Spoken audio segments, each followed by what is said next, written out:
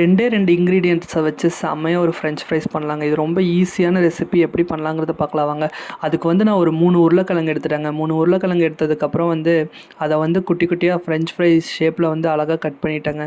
Cut பண்ணதுக்கப்புறம் சுடுதண்ணி வச்சு அதில் கொஞ்சம் சால்ட்டு போட்டு கொஞ்சம் கொதித்த உடனே நம்ம எடுத்து வச்சுருந்த உருளைக்கிழங்கு அதை ஆட் பண்ணி லைட்டாக குக் ஆன உடனே ஒரு ஒயிட் கலர் கிளாத்தில் வந்து அதெல்லாம் ஆட் பண்ணிட்டேங்க.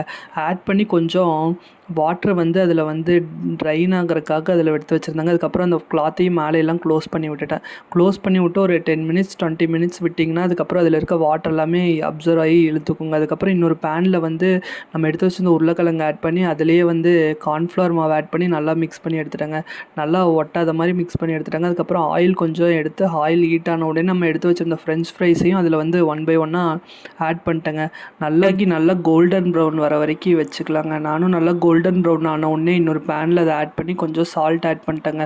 ஆட் பண்ணி நல்லா வந்து மிக்ஸ் பண்ணி விட்டேன். மிக்ஸ் பண்ணி விட்டதுக்கப்புறம் நானும் டேஸ்ட் பார்த்தேங்க. டேஸ்ட் சூப்பராக இருந்துச்சு. இந்த வீடியோ பிடிச்சிருந்தா லைக் பண்ணுங்கள், கமெண்ட் பண்ணுங்கள், சப்ஸ்கிரைப் பண்ணுங்கள்.